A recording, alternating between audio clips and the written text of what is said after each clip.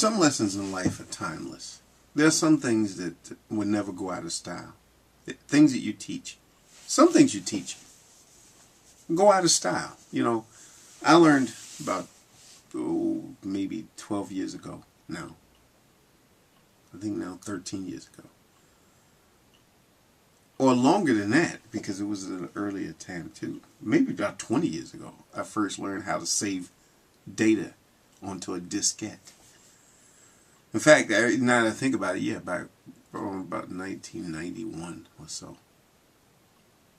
Probably even further back than that, because I remember using a computer back in the 1980s, the early Macintosh computers, and you had to use those big floppy disks, the larger ones.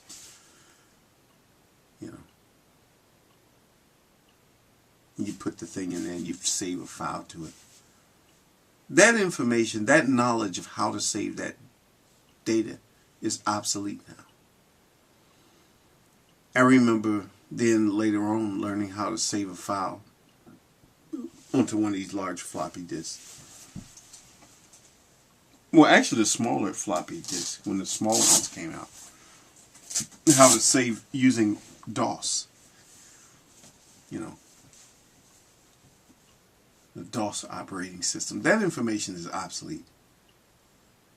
I remember learning how to send an email using an old Unix computer. You know, how to surf the internet. You know, back then, the early days of the web, using an old Unix computer. You had to use just only the keys and not the mouse to navigate.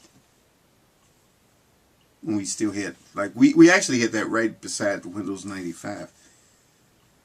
And I learned how to do that, and that became obsolete. There's so many things that become obsolete. Some things come back in style. Some things go out. You know, nowadays, you know, most cars, well, not most cars, but a lot of cars now have those, what they call paddle shifters. That's actually an old technology that dates back to the 1930s. Now it's starting to become more popular, so it's coming back, you know. But